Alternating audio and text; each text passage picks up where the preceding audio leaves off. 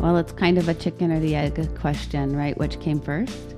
Do we plant churches so people meet Jesus and eventually follow him, or do we evangelize people and then, as they come to faith, form them into a church? Buongiorno. You're listening to Going, Where God is at Work, a podcast that sits at the intersection of missions theory and practice. We're walking out our call to ministry in faraway places and happy to have you join us on the journey. I'm your host, Jesse Pauli, a missions leader serving in Rome, and I'm here with Alessandro Di Leonardo, our church planter in Cisterna di Latina, and Jen Williamson, our missiologist who lives and works in Lyon. Good morning, everyone. How are you doing? Good morning. Good. We're recording this on the Tuesday after Easter, so how was everyone's Easter holiday? It was very good. Good Sunday service, good time with the family. The only thing is experiencing having your kids home from school break. It's not easy. Oh, the days. Yeah, I remember those days. My Easter was very relaxing and calm and quiet. It was a beautiful sunny day. I had some friends over. It was simple and, great church service. I really love Easter service. We did communion, and just all of the reminders, all the symbols seem so much more alive for me on Resurrection Sunday. Oh, that's beautiful. Yeah, we had a good time. The church put on an Easter egg hunt for the kids, so it was kind of an interesting format. The church that we were attending did a first service and then did kind of like a break in between, which was for the Easter egg hunt and like snacks, and there's a ton of food, and then went and did the second service. So it was a little interesting for us because we chose to go for the second service, so we kind of had this interesting start to the day. It was fun. It was good. And then yesterday we got invited to some Italian friends' home. This lady lives out in the country and has this huge, beautiful villa, and she invited all of our English conversation night to go have a barbecue and meal together. And so it was really a lot of fun and good time. Wow. Kids had a blast running around her yard and playing with her dog and everything. So, well, okay. We didn't talk about this before we started recording, but I feel like we need to make a comment on the fact that the Pope passed away yesterday. And so, our thoughts and prayers go out to all of the Catholic Church, and obviously this is super important for them. It's their leader, and there's a whole process that now they go into for I don't know what would be the correct word, electing or finding or appointing the conclave process for the next pope. But I really liked Pope Francis. I feel like he was an important voice in the world, so it's not just a loss for the Catholic Church. I think it's a loss for all of us. Yeah, it was interesting at the lunch we were at yesterday. One of the guys who, in previous conversations, had told us that he was, atheist and really didn't believe in any religion and stuff. He was quite concerned about this, and I was asking him. I even just outright said, you told me before that you don't really believe and follow any church or any religion. Why is this so, concerning to you? And he said, well, we live in the city. Whoever is Pope has a lot of power, a lot of influence over our life here, and so it is something I'm interested in. So I thought that was cool. It was a great opportunity to foster conversation. But speaking of religion and faith and whatnot, obviously this is a podcast on missions, trying to figure out the transition there. But we are all involved in cross-cultural church planting in one way or another. And so this is our first episode of our mini-series on church planting. And one of the joys of church planting is that idea of being able to shape something and build it from basically the ground up and kind of speak into how the church will express itself in the culture and the context that it's being founded in. And so I think, why don't we start with this idea? What's one thing that for you would be important to include in a church planting plan or structure that was maybe unique or different from any church you've ever attended. So from the very beginning, kind of what would be something that you would include in it? Yeah, I could go first. So just like in any endeavor, you have so many ideas and so many plans, and then when you actually go into it, they never all come to fruition, or sometimes none of them. So I'm actually going to talk about something that we do that I'm happy that we do that fits for our context. It's not something I planned; it just happened. And so this is the fact that our Sunday services are every in the morning at 10:30, except the last Sunday of every month. It's at 4:30 in the afternoon. So the reason we do that is because our church is predominantly made up of immigrants, and very different from America, where not for everyone, but for the most part, people have Saturday and Sunday off. Versus for us, we have people working all week, sometimes even Sunday. So it gives an opportunity for people to have a Sunday off in the morning, and then they can come to service in the afternoon. And so that's been something that when we came in, we were doing service in the afternoon, then in the morning, and we couldn't. And so now we're faithfully doing it every morning except the last Sunday of every month. And the church knows this pattern, and it works, and we all like it. So it was something that naturally came about, not something that I planned, but I'm really happy it fits our context, our culture. Oh, I love that. What we did here in Lyon was we wanted a location that was really right in the middle of the town. And we wanted then that location to be of service to the community Monday through Saturday. So we opened our church as a co-working office space where people could rent desks Monday through Friday and work there. And the desks like folded up so that they could lock them and leave them there. And then on Sunday, we could put out chairs and have services in the same building. This not only helped us pay the rent for a higher rent location to be right in the middle of the city, but it gave us an opportunity to interact with people from our community, and they would be in the church and be in a church space. We had prayer every morning and every afternoon, and so before the co-working space actually started. And so sometimes they'd show up and we were still praying, and sometimes they'd be curious about that, but they'd also see how normal it was. It wasn't some weird, we weren't sacrificing pigs or dancing naked or anything. Like they could just see we're just normal people getting ready for our work day too. And here we were, just dedicating our time to the Lord and hearing from him and supporting one another. And so it was a great way to be a blessing to the community, where the community could see value in that space. And then, like you, Alessandro, there were some unexpected benefits to that. One time, a woman came in on a Thursday afternoon. She was a young woman from a Muslim background and barely had any time out of her house. And she just Googled a church that would be open on a Thursday because she was really curious about Jesus and had, for some reason, been investigating and wanted to know what you had to do to become a Christian. So she comes in on a Thursday, and it's mostly the coworkers in there, but she says, is there a pastor here? And our pastor also, rented a desk there and worked there during the week. And he sat down with her and shared the gospel with her on the couch, and all the coworkers are there listening. And this woman came to faith, and someone from our church discipled her and then also helped her find a community closer to her home because she had traveled quite a ways to find a church that was open on a Thursday. So unexpected consequences too. Wow. I like that. I like that idea of using the space for other things too to benefit. I would say I don't know if I have really a great idea, but one of the things that I would like to see implemented is the idea of limiting the church gatherings, I guess.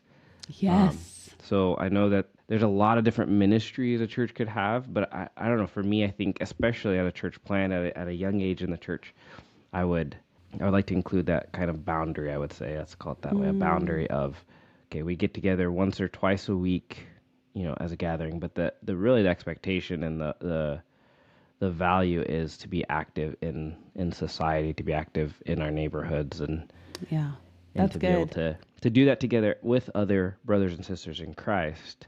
Yep. But if someone has, men's group on Tuesday, women's group on Wednesday, Yep.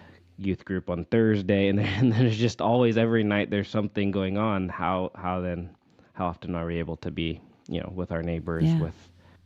We actually did that, Jesse, also. That's why we did our prayer times in the morning. And, at 7 a.m., you're not really interrupting your time with your neighbors. So we did our prayer time in the morning, and we intentionally did not have any evening programs. People were in growth groups that they would have, so you might have an evening once a week when you're with your growth group. Mm-hmm. But everyone set that up sort of on their own time and according to their own schedules. But we intentionally did that. You get criticism. It's funny, no matter what you do. We find people came to the church at the beginning because it was innovative and cool and different and new.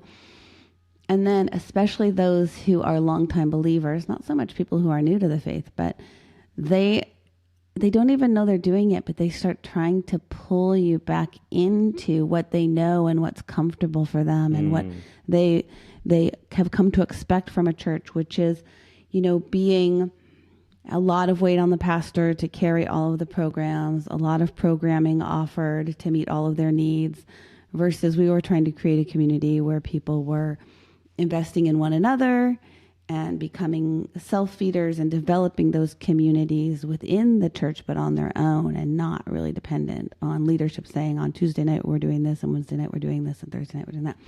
So it's interesting because all of these innovations that we try, which there'll be successes and failures, and that's okay. That's, part of learning and growing. But even the things that work and that I would deem successful would often get a lot of pushback and really resistance from many in the community. Yeah. I would say with that, something to, because maybe some people are doing like all those programs. I think the most important thing is to realize it's a strategy. And if, like Jen mentioned, like if it's overworking the people and actually missing the point of actually being a light, then that's something you evaluate. And then also to kind of realize there's a lot of churches who kind of have all those programs and they guilt people into being part of all of them. There's some churches who do it well, where they have all these programs, but they understand like these are things to plug in, but then they also kind of send you out. They ask you to do other things or not to be involved in all of them. So I wouldn't necessarily say, to me, this is me speaking, that I'm not against those things. I've seen it done well, because there are going to be some people who are doing it well, and I don't want them listening to think that that's you should have all Monday to Saturday off. It's just what you're doing and what's the purpose, specifically if you're using guilt to kind of wrap people in. And what's the community? Because I think we're talking about a church of 30 people, and we don't have the resources to run something every night. Whereas if you have a church of 300, exactly, it might be opportunities for something every night, but not everybody is participating all of the time. Yeah. So I support 100% what Alessandro just said. Yeah.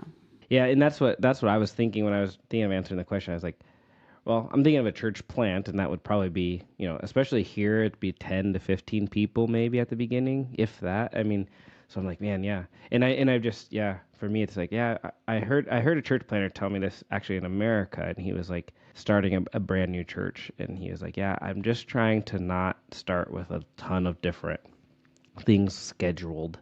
Because I think also it depends on the context of how many other churches are around, because you get those people, like you're saying, Jen, that hop around from churches. They get kind of upset with something or whatever, and they want to go to a different one that has a different carpet on the ground or whatever the reason is for changing churches. And then they're expecting, like to your point, they're expecting that all those, traditional ministries that they're used to. But we digress. This was just a icebreaker question. I think this is going to be a full episode. So as we were talking, church planting, let's say, in the idea of gathering people, starting services, that has become a major priority for many cross-cultural missions, and probably been that way for a while. I'm sure at one point, we could probably look back over the history of missions and see different phases, and there's definitely a phase of like more humanitarian work and helping, impoverished areas. That's still happening in many places, but definitely church planting has become quite the priority. And so I guess the question that we want to pose is this idea of, should church planting be a strategy for missions? Does it produce the results of seeing people come to faith? So, some people might say, no, we don't need a church plant. We need to go pound the streets with street evangelism and tracts. And that's how we're going to see people come to faith. Others are saying, actually, if we plant a church in that area, then we'll see people come to faith through the life of the church in that neighborhood and stuff. So, what are you guys' thoughts on that idea? Well, it's kind of a chicken or the egg question, right? Which came first? Do we plant churches so people meet Jesus and eventually follow him, or do we evangelize people and then, as they come to faith, form them into a church? So, I think both work. I think it's possible to go either way. If I'm going to an underserved area, like what we're doing here in Europe, either could work. But if you're going to an unreached people group, it obviously makes more sense to start with evangelism and discipleship.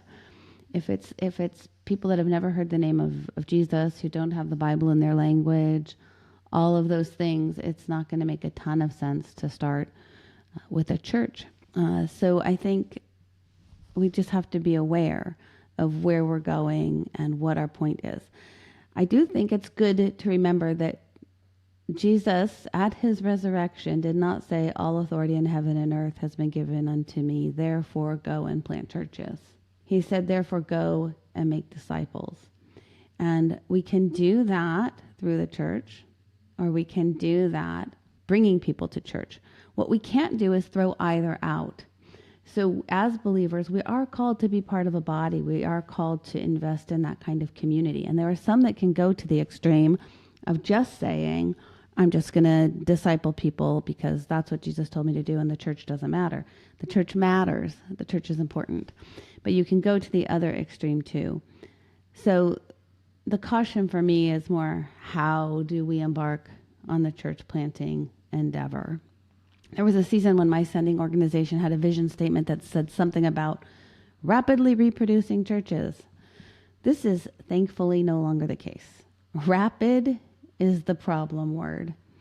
Church planting is a marathon and not a sprint. And this is due to a number of reasons, but especially cross-cultural church planting is a marathon, because we can't just be about reaching people. The church exists to disciple people, to teach doctrine, to practice spiritual disciplines together, to help people grow in faith, to live in community with one another, to develop and employ spiritual gifts, to intercede, to reflect the kingdom of God into that place.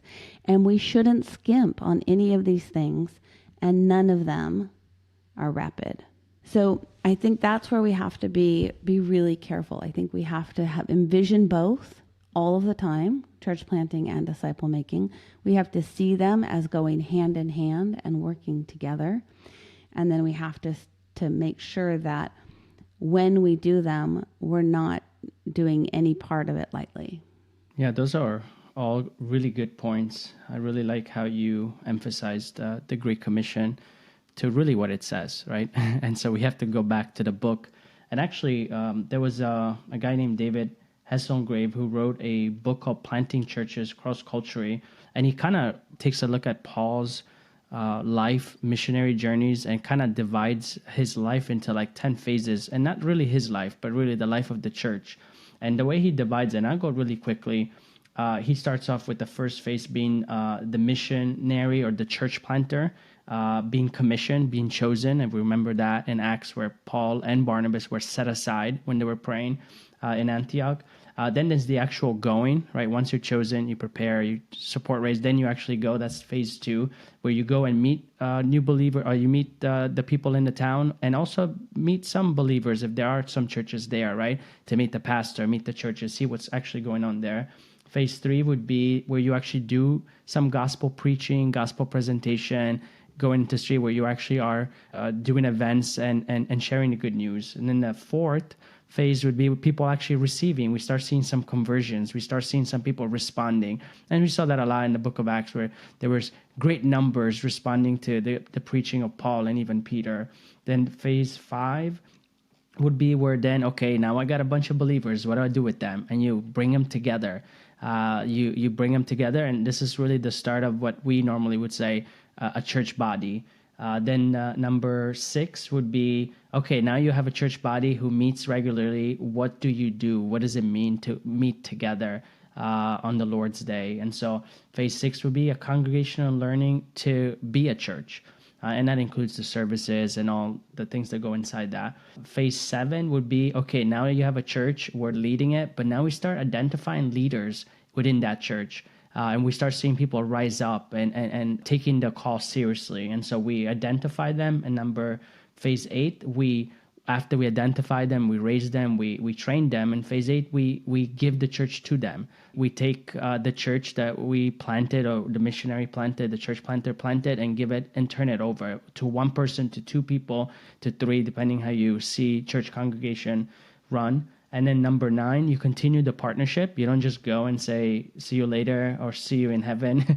You want to continue this relationship to keep checking on them. We see Paul going back, checking on the church to see if everything's going well. And then the last one is, they often say, we want to plant churches that plant churches, or you want to plant churches that go into missions. And so you really want to see that sort of cycle repeat. And so phase 10 would be that, where the church will continue to now look at how we can plant another church or send out other missionaries, commission other people to go out. Yeah, so I do agree with this author that we see all of these phases in Paul. I think the challenge I have with it is the phase 8, because I guess this depends. So phase 8 works in Paul's context. Phase 8 is the only option if you're going to an unreached people group, because you're going to a place where no one has heard the gospel, where there is no existing church or representative. But even then, this idea that we hand over the church is problematic in most cases. As a missionary, I have seen, and as a missiologist, I have studied how often that step is the breakdown.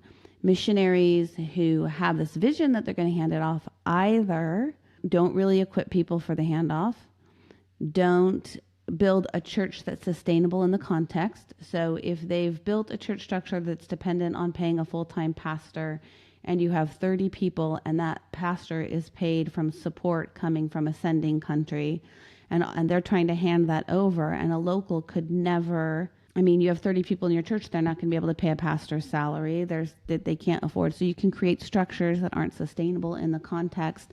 We know a church planter here in Lyon who has been here for 30 years having this vision, saying he's following this model.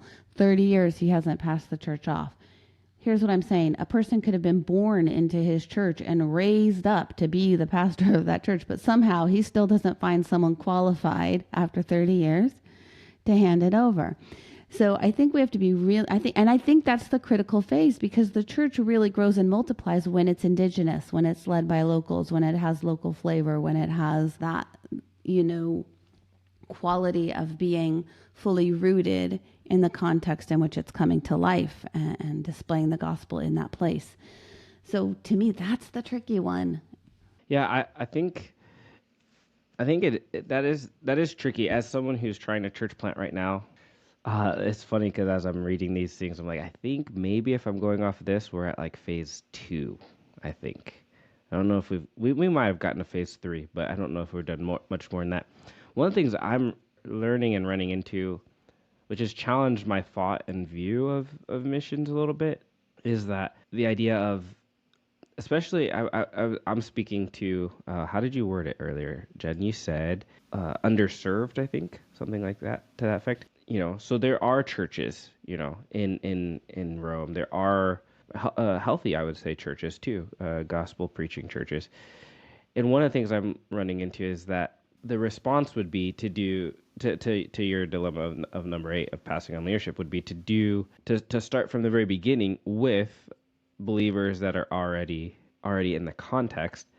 And that gets kind of tricky though too, because you come to a country thinking, okay, I'm going there because there's not very many believers. In our case, it's like 1% are evangelical believers, and then you go in and it's like it's so hard amongst those few people to find churches and people who are also willing to like say, okay, yes, we're small, but we do have a vision to go and church plant. So we're going to send, Joe Schmo, who is, we believe, is And so it's that tricky kind of part of like how do we get this going and do it together.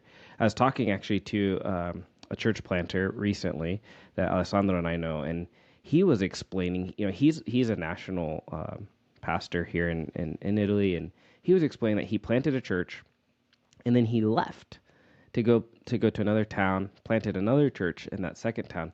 But the original church that he planted, he could not get the leaders that he had been trying to train up to step into that role and to embrace leading the church now and pastoring the church. And so they just kept referring to him, and there's just a lot of different complexities that we don't need to get into all of it. But so I just see that that's a tension in a lot of places, that the idea of the leadership and transition of leadership.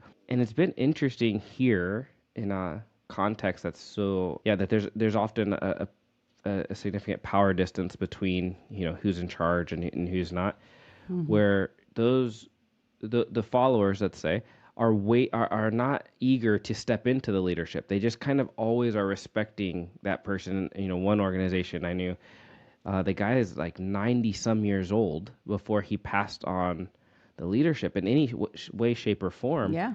Yeah. And then he passed it on to just his younger brother, who was also, in his 80s. So it's not that he passed it on to, a young guy coming in. It was, gosh. Yeah. So yeah, I would agree. The transition of leadership is such a delicate and complex part. And it's often where the whole thing falls apart. I agree with you. The ideal, and it's what we've tried to do, is to do missions with, to plant with a local from the get-go, to bring your energy and your enthusiasm and your experience to support what some local energy.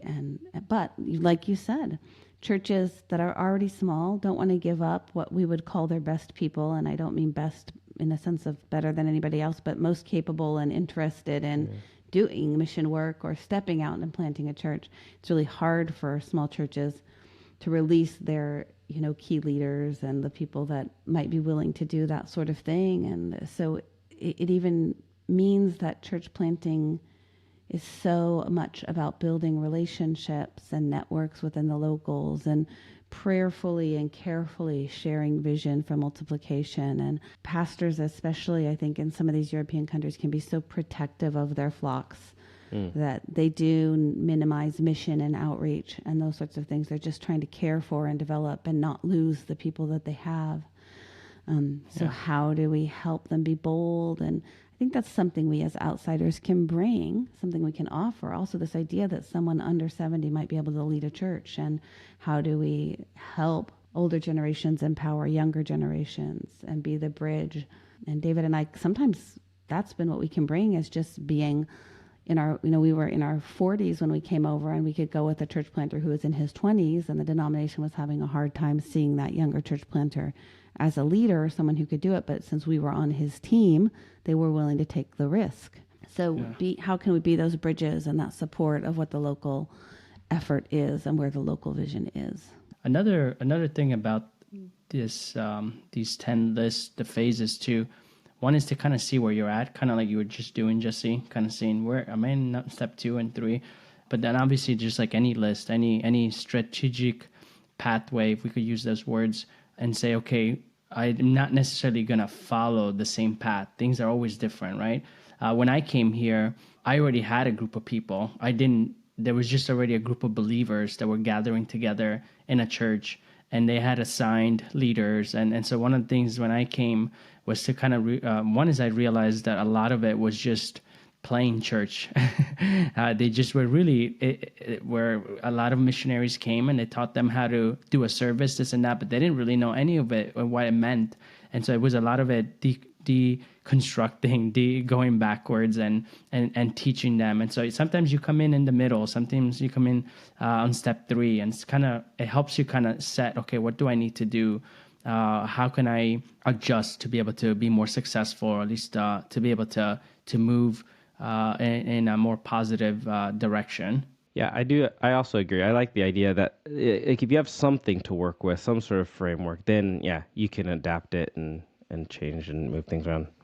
It's kind of like, like building a house or building something. You tend to be able to modify something that's already kind of there sometimes is easier than bulldozing and starting from the ground up. But then sometimes also starting from the ground up is important too. So there's also another kind of topic within this. I think it's connected to is mission organizations, kind of this parachurch entities go out and start looking to spread out and plant churches. But then there's also what we could call church planting organizations, or I always refer to them as kind of denominational missions, which might not be as accurate because I guess denominational mission agencies also do other things.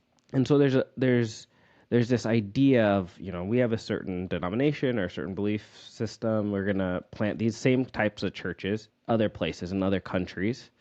Or there's this mission agencies who maybe for necessity or for whatever kind of things are happening, start to shift towards church planting. And I can think of some examples. I'll just give one brief example. We here in Italy or in Rome ran into a church plant that was founded because one of the church leaders, I think the senior pastor from California, was on vacation in Rome and felt like he had a 5-campus idea for California where he was at, and then came to Rome, had a vacation, and decided God had told him that Rome actually was the 5th campus. And so from being just all in California, they decided to try and plant a church in Rome, and they've gone on to other countries from there. But that might be an example of a church planting kind of org or a church that's not used to doing cross-cultural work. But then there's been, organizations like Exponential who have evolved to kind of bring together these two different kind of groups in helping them to learn from each other. So mission organizations that have done cross-cultural work, for forever can help and be a benefit to church planting orgs who maybe have not done and have that same kind of experience in working cross-culturally, and vice versa. Maybe the church planting organizations can bring some structure, some leadership and help to mission organizations that tend to be full of kind of mavericks and personalities that go and do things on their own, but maybe they need to be brought in and kind of learn how to work under some leaderships. Yeah. So I don't know. You guys have some thoughts on this kind of idea of mission orgs and church planting orgs? There's a story I've heard multiple times. It feels a little bit like a legend, so I'm going to say it that way because I'm not sure how much of it's 100% true. But apparently about 15, 17 years ago, Tim Keller came to Paris to run sort of a church planting training thing. And I'm a big Tim Keller fan. There's so much I've learned from him. And he's a brilliant church planter. He's done it in the hardest city in the world very successfully.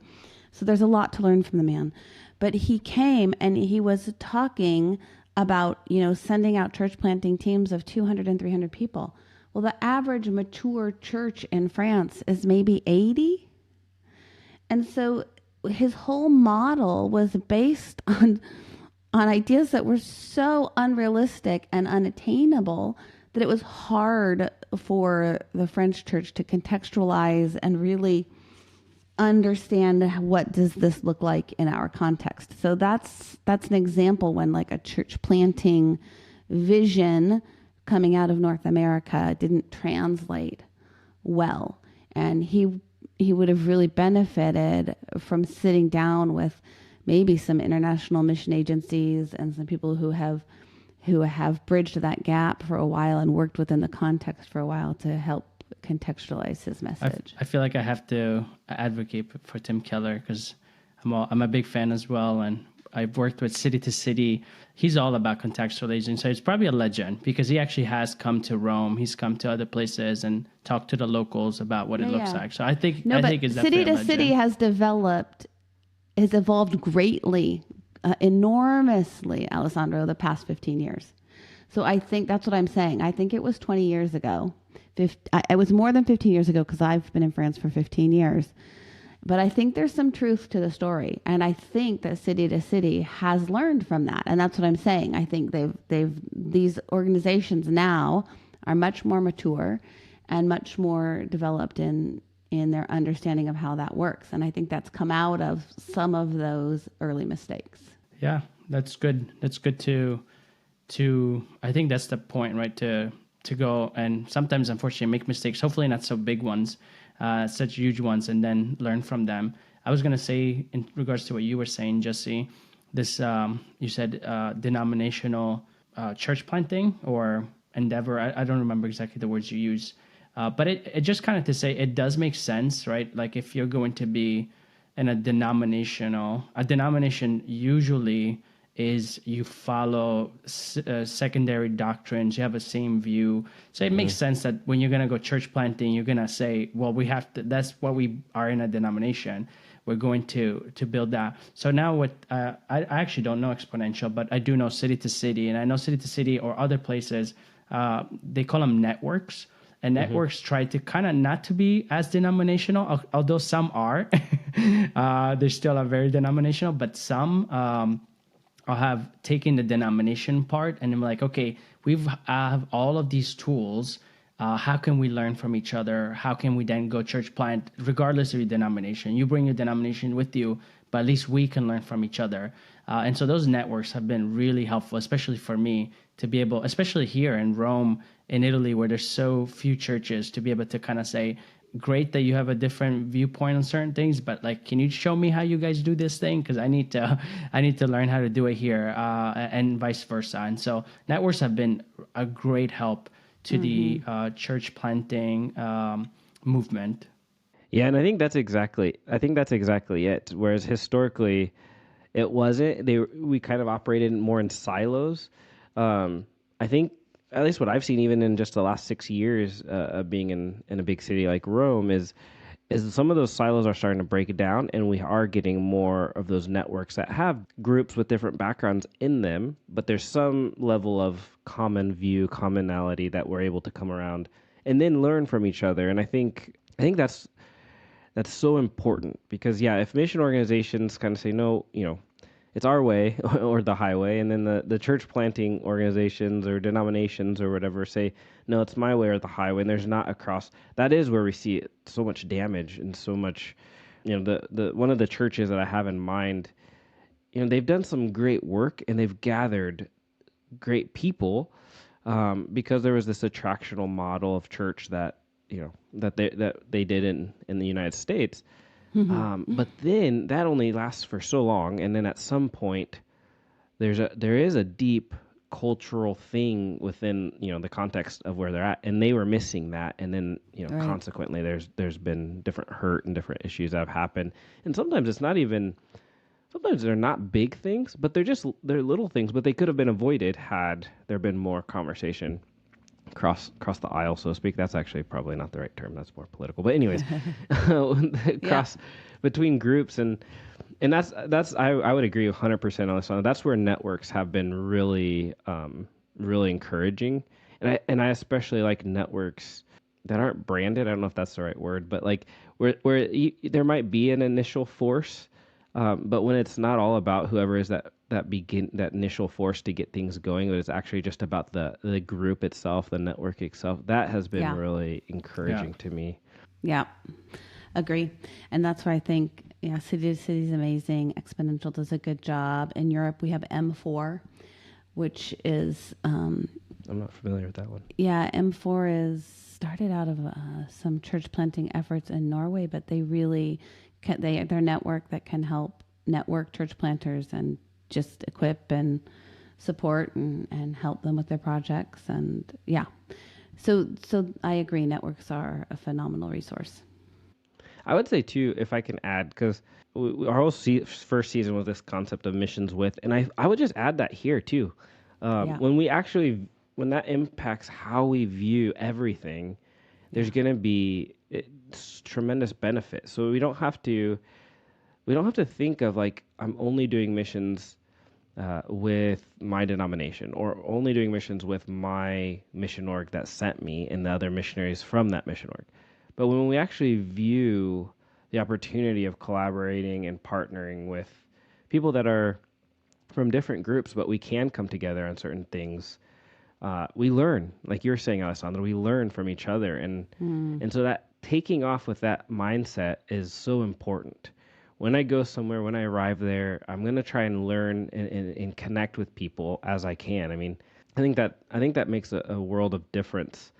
And I was reading an article recently, or a policy manual of a denomination and their view on partnerships. And they kind of list various clearly, which was helpful to me as a missions leader, that like, okay, to this level, we'll do evangelism, we'll do events with people as long as we kind of have this general thing in common. But then if we're going to church plant, we want them to actually have the same confessional faith that we have. So there was layers to how far we would go, and I thought that was helpful. You know, it kind of clearly put the boundaries on what to do and who we would partner with to what extent. So I think that is an important mindset that we have to have, is we're going to do missions with people from different groups as well, so that we can learn and grow. Yeah. Amen. So, okay, we need to start landing this plane, let's say. What would we think are some of the most critical things for cross-cultural church planters to consider or do? And I guess in a way I can go first, since I just gave my what I think is so important is that idea. You know, I've been talking a lot with the new missionaries that we've landed this year about how it's important to spend time, yes, with people that you understand their language, so other English speakers and stuff at the beginning, just so that you have some sense of community, but then to really spend time with other people from the local context, nationals that are also believers, and find a church that you can attend with national believers. And just that idea of being immersed into the evangelical community and getting a taste for what is there. Even I've been encouraged, even going to churches that maybe we wouldn't agree with at all theologically, but just so you can see and know before you get stuck into a church plant and working and just everything's all consumed with your church that you're church planting, getting a taste for what's out there and seeing who you might work with and to what extent you might work with the different people to reach the city that you're in. So yeah, I would say, I mean, all of that's, I 100% agree, Jesse, and I'm probably 100% sure I'm going to agree with what Jen says. I think there's so many things that we can say. To me, I wanted to highlight something maybe that we don't realize, or new church planters don't realize, is that a church plant is like a startup. It's going to be hard at the beginning. You're going to put in the hours. You're going to overwork yourself. And that's okay. It's not going to be like that forever. That's just the beginning, like any startup. And we need to make that comparison. We need to realize that. And so with that, then that doesn't mean that, okay, I should neglect my family. I should never be home. No, it's to actually, by realizing that, to say, okay, how can that then be healthy in working longer hours, in having my family be as involved as possible, so then we could spend more time while doing this, not me leaving the house and leaving them home in a new country where they don't know the language and you're doing this thing. So kind of realizing the first, I'm going to throw a number because every country is different, but let's say the first 5 years, it's going to be hard work. But realize that's part of what church planting is, and God will sustain you, but it doesn't mean that you go all out and neglect your family or neglect your health, neglect your spiritual life. No, these are things you have to then work extra hard or be more mindful about, and how to protect yourself and your family and the things that are important. That's so good, Alessandro. It reminds me of the verse that says, no one builds a tower without counting the cost. Mm-hmm. The cost is high for church planting, and I think we can have dreams and visions and be excited about it, and that's good. And have the reality check that you're talking about. Another aspect of that hard piece that I think surprised me, that I would love to just make sure people are aware of, is a lot of times the first people who come to faith and respond to the gospel are the neediest. And I'm talking about people who have very complicated family situations, people who have very complicated financial situations, often people who have mental illness. And the gospel resonates with them because it gives hope. And that's a good thing.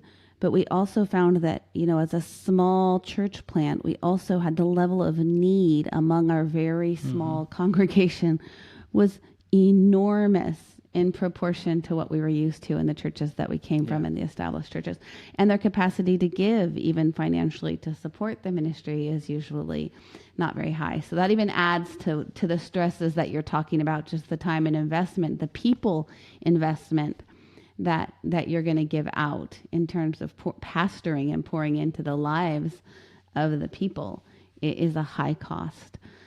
So I would just say also go in really humble and dependent, knowing that you're going to need the Lord to carry you, to give you wisdom each step of the way. You have to adapt. We all have our plans, but recognize what dreams do you need to let go of because it's not right for the context, or it's not going to work for these people, and what dreams you need to hold to. And when you're starting to get the pressure to do it the normal way or to be traditional, what things do you think God is saying, no, let's hold the line on this? And I think, just being super prayerful and discerning and having a good team around you, people that want to go into this startup battle adventure with linked arms and tough it out with you, is also really key. Yeah, I want to add one other thing. I've been finding myself talking about this often. As we were talking, I think it applies to church planting too, and maybe it ties actually into the conversation we were having earlier about like how many ministries does the church have and all that. When you're newlyweds, there's the temptation to want to have everything that your parents have at that age. So your parents might be 50 years old with a house and 2 cars and a shop in the backyard, or whatever, is success, quote unquote, in your eyes for your parents. And then you get married and you think, okay, I need to get the 2 cars. I need to get the house. I need to have all the stuff that my mom and dad has, the china set for Christmas dinner and all this different things. But the reality is they built that over the whole course of their marriage, of buying and whatever. And I think it's similar with the church. Church planners should, especially going in from the beginning, shouldn't try and have a pop-up everything how they were used to for 10 years or 20 years of leading an established historical church of some sort. It should be that idea that, hey, we're going to gradually grow into, and maybe we have a vision already for what we want to see, but to be able to think ahead, okay, that's going to take time. So let's just think in phases of what can we get to. I think that's something that I would encourage to church planters, aspiring church planters, to have. That's good. Well, it's been great. We want to thank you all for tuning into today's episode. Like our mini-series have been this whole season, we will be interviewing a church planter next time, and we'll get asked some questions, hear about their story. So thanks for tuning into this episode. We look forward to having you with our next. We hope you enjoyed the conversation, found it insightful. Your ministry is important to us, and we hope that you consider your time with us an investment in the work that you do. Don't forget to subscribe, leave a review, and share this podcast with your friends. And until next time, keep going wherever Jesus